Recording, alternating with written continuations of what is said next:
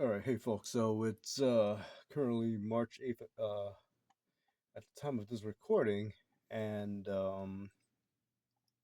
this is the spoiler filled review of the first two episodes of Daredevil Born Again.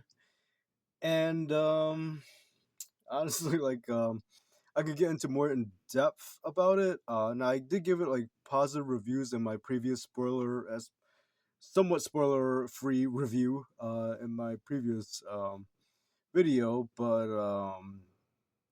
no, I still yeah, have high regards for these two episodes. Again, for these two episodes, I don't know what the following episodes are gonna be, but how they're gonna wind up being. But so far, so good. But now that I could talk about spoilers, I could break down certain things that I just kind of like. I don't know, some things that just just it Well, let me just begin. So, in the first, again, spoiler review. You've been warned, and here we go. So basically, in the first episode, so again, this is mainly for people who have seen the first three seasons of the of Daredevil on Netflix. So this was made to be a continuation of the from the third season, in a sense, without being obviously so. How can I put it? It's like they didn't really like a lot of the things wasn't really cohesive, but they did have a couple of characters being Karen and Foggy coming back, and and to those who don't haven't heard, but again, most likely you guys are probably like Daredevil fans. The new season of Daredevil Born Again, whereas went through like a number of rewrites because the first writers were basically they missed their mark. And eventually they got the writers for the Punisher to come in, and they tried to like salvage footage that they shot and integrate it with newer footage, and just kind of like just trying to make it work as much as possible. So again, so what they did with the first two episodes, a little awkward, but it was still cohesive. But like I said, I don't know. Obviously, I don't know what's gonna happen for the next few episodes. I believe the first season is gonna be 9 episodes. So, but yeah, Foggy is Matt Murdock's or Daredevil's best friend, and basically in the first 15 minutes, he was pretty much offed by a bullseye, which is a huge shock. Now, I am not a big, I'm not like I don't really read the comic books of Daredevil. Like basically, I just happened to watch the show like on Netflix, and then I fell in love with the show. So I then I went to the lore of Daredevil in the comics, and some of the stuff they carries over, and some of the stuff they reinterpretate and whatnot. So in a way, you just think of it as it's basically it's his own quote unquote universe. So Foggy never died in the comics. So yeah, they killed him off. It was it's like so they kept that, which was surprising. They brought back the actor for Bullseye. I forgot what's his name from the Netflix series, which is great.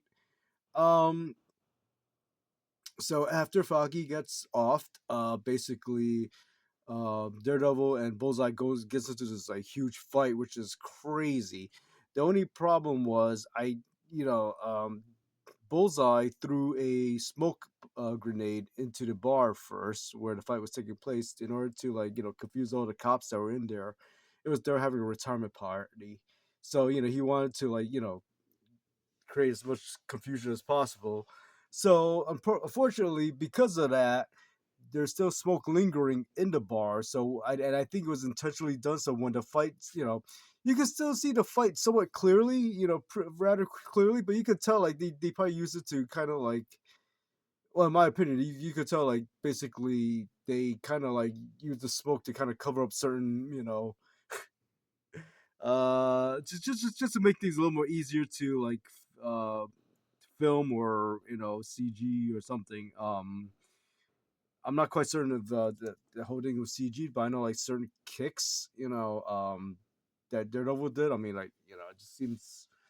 I don't know. Obviously, if there was no smoke, they probably would have resorted him from doing a less fancier kick and whatnot. That's just my opinion. I could be misinterpreting the scene with my eyes, but who knows? But so the fight goes up, it gets bloody. Throughout the time, Matt, aka Daredevil, starts hearing for Foggy's heartbeat, which was getting lower and lower, and basically, he just like he outfights Bullseye. Then he just goes into a fit of rage when he finally hears Foggy's heart stop, and he promptly threw Bullseye off the top of the building. Uh, with the intent of offing him, but it didn't. And by that time, like Bullseye got like a new spine. I don't know how that prevented him from crossing over. You actually see him like, open his eyes a little bit, like moving around, like it's crazy. So after that, this is the annoying part because like now you got like a 1 year skip. Matt Murdock stopped being Daredevil ever since Foggy's passing because he was willing to off Bullseye, which was the line that he didn't want to cross, and he went out of control. But in my opinion, he justifiably went out of control. It was your best friend after all. Then they, you know, basically wrote Karen off. She went to San Francisco, which is funny because in the comics I heard that basically Daredevil or Matt Murdock rather went to San Francisco at one point, and basically those two characters are written off right at the bat. Then they got he got a new partner, which was Kristen McDuffie, if I remember the name. Now this is the funny thing. This is a race swap. um, And I mean, the actress was pretty good so far. I mean, I didn't mind the actress, but the thing is, like, the problem was is that ever since they started woking up a lot of shows and whatnot, it's funny because like when the first Daredevil movie, which I never seen, the one with Ben Affleck, right? This was like way back before the whole woke thing started up and stuff.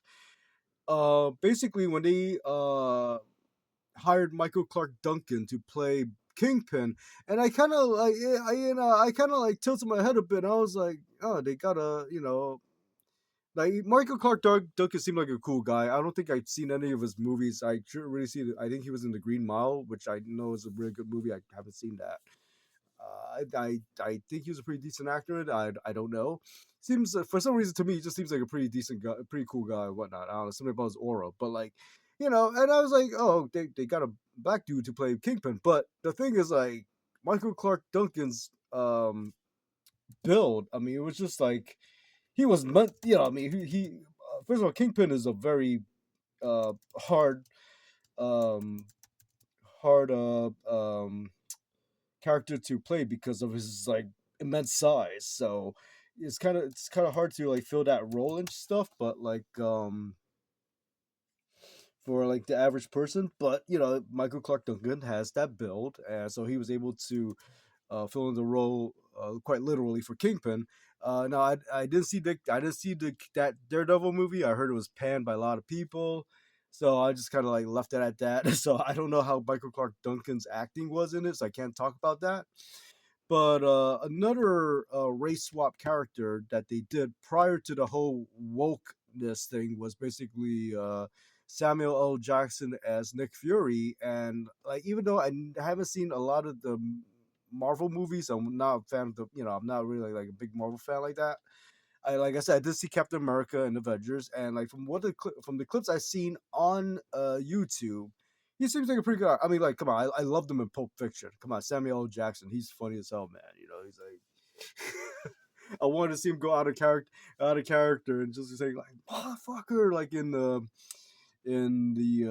what you call it, as Nick Fury, but of course, that wasn't the case. But like, I mean, I thought he was made a pretty good Nick Fury, so I just kind of like, I didn't mind. But of course, the whole problem with the woke thing is that it's like they literally grab you from the screen and start shaking your collars and say, look, we got a diverse cast. I'm like, back in the day, we had diverse casts, and we don't really, bat an eye to it. It's just like, you don't really like, it was like, they were there. It's like cool, but it's just anyway, it's just like, I don't know, but it just kind of like made things kind of like now because of the whole woke movement. Now every time when they like anytime when they like race swap a character, I'm just kind of like now it's just like is this the whole woke agenda kind of just made it bad in my opinion because like I said, when prior to this Michael Clark took it as Kingpin, I tilted my head, but I was just like, yeah, that's cool, whatever, and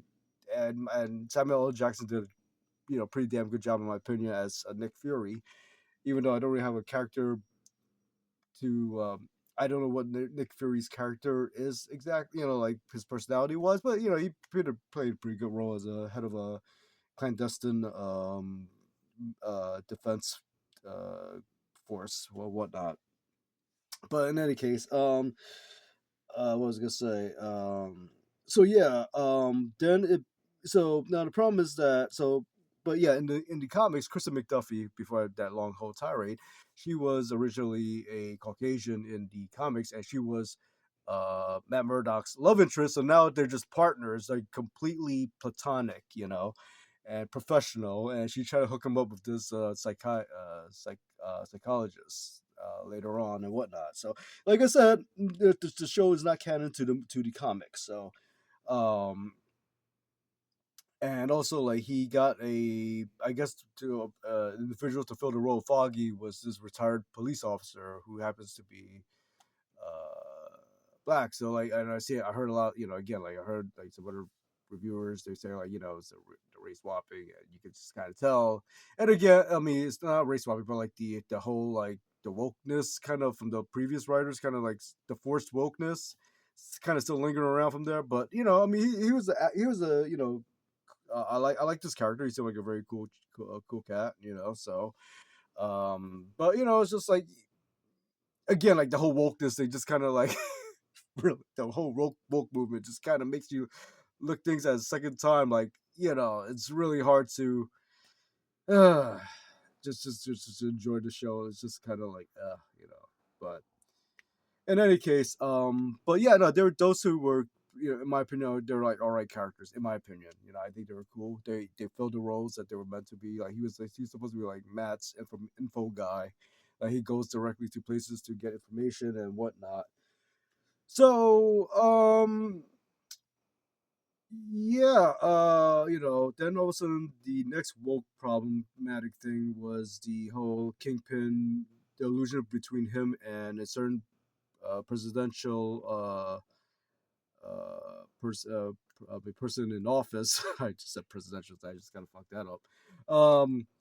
The current president that we have, and like, and I'll say it before and I'll say it again, I am apolitical. I don't side with any. I do want this, I do want this country being back known as a republic, which was what it was always known as, and without going too much of a tirade, but politics in itself, I think it's a crock. But so I think that they're just doing this to make Kingpin look like uh allude him to like being similar to a certain president that we have right now.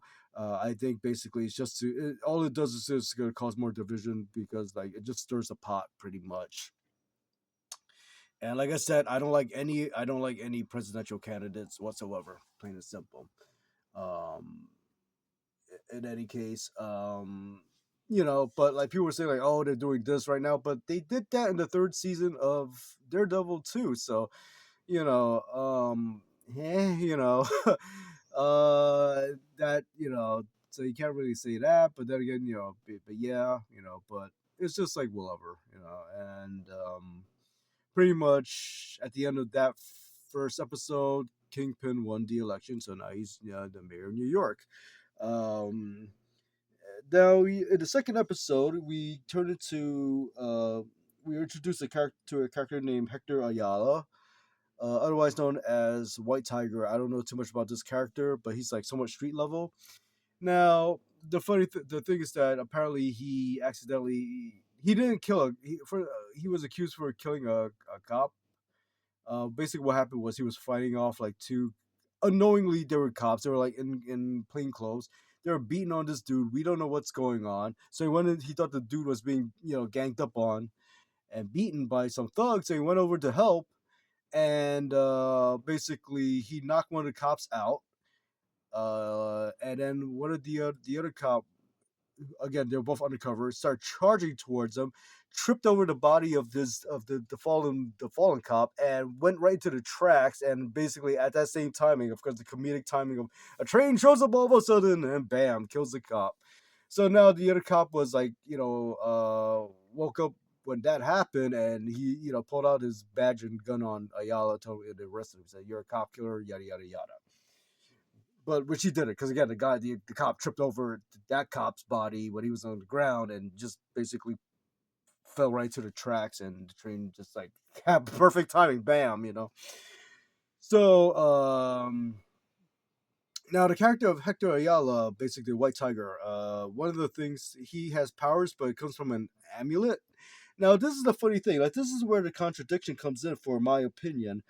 It sounded a little funny when they were talking about when we because again, like Daredevil, the reason why I like it because it's in a grounded universe.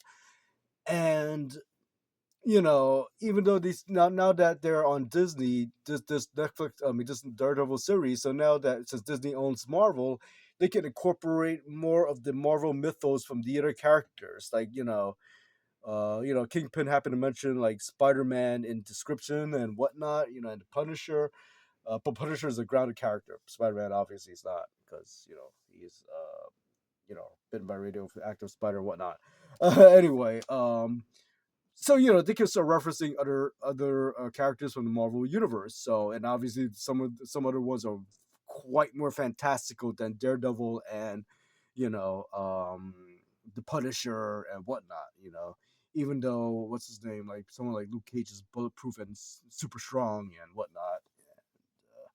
But you know, but the fact that I don't know why. To me, it just seems like kind of funny when he mentioned like, oh,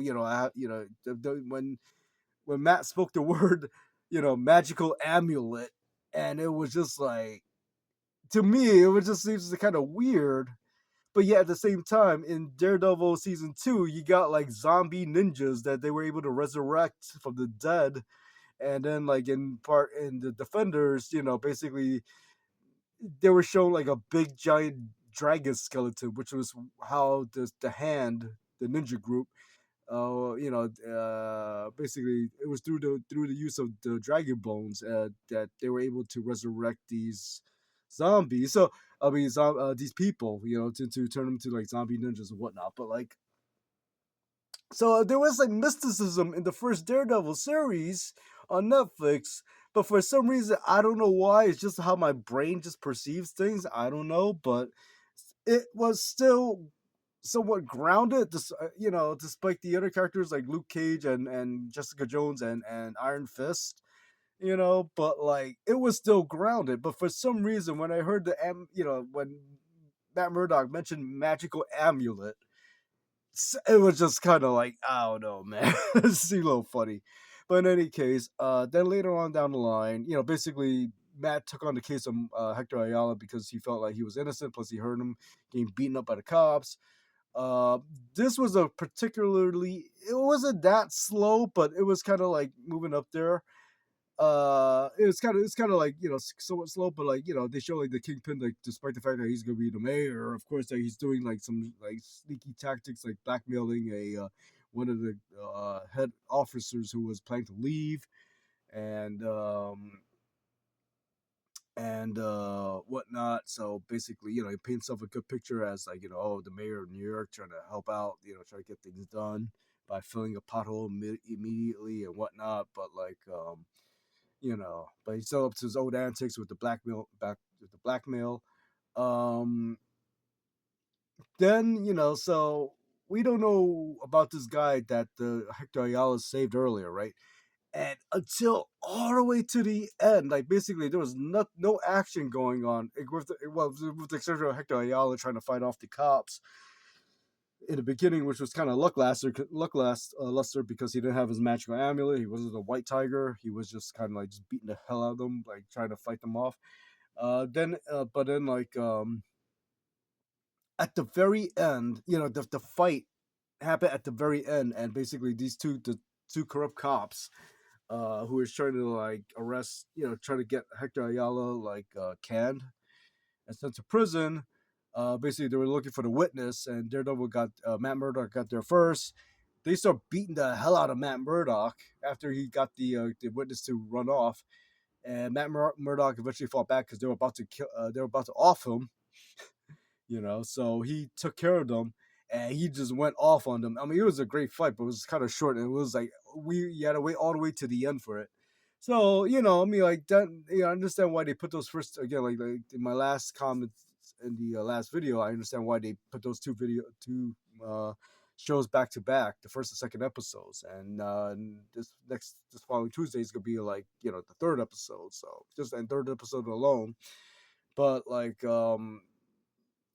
I think the original problem with the original write up too, the original script was that the fight was kind of like delayed and everything. Like they purposely, you know, made Daredevil, slowly progress back into wearing the costume.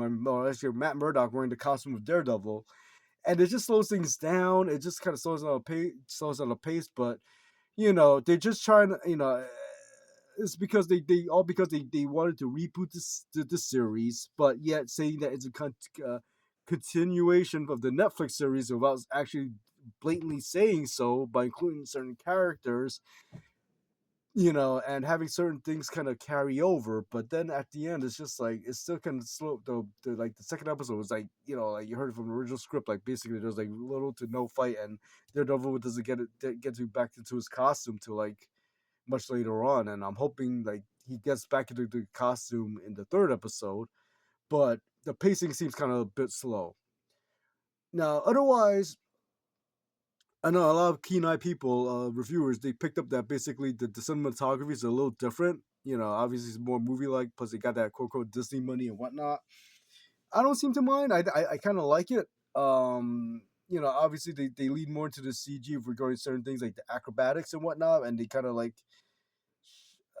they kind of film it in a way that basically you can't really see it. I mean, or edit it in a way that you can't really see it because like it's like CG, but you kind of see a shadow of Daredevil. There's some like bright lights and whatnot on him and stuff. But like I don't know how they're gonna do it for the rest of the season, but we'll see. But like I said, so far to me, I think it's promising. The first two episodes, and I think it's worth a watch. Now, like I said, I don't know what's gonna happen for the next following episodes. The next, hopefully it's gonna be good. I'm praying, but I know some of the reviewers they had the skepticisms, and I can understand why. But all I can say is I just hope the series does well, man. I hope actually they're written well and it's been salvaged because again they were using like old materials from the last filmings, and then they just like chopped it up and then just kind of added new footage and just kind of like trying to salvage as much as possible.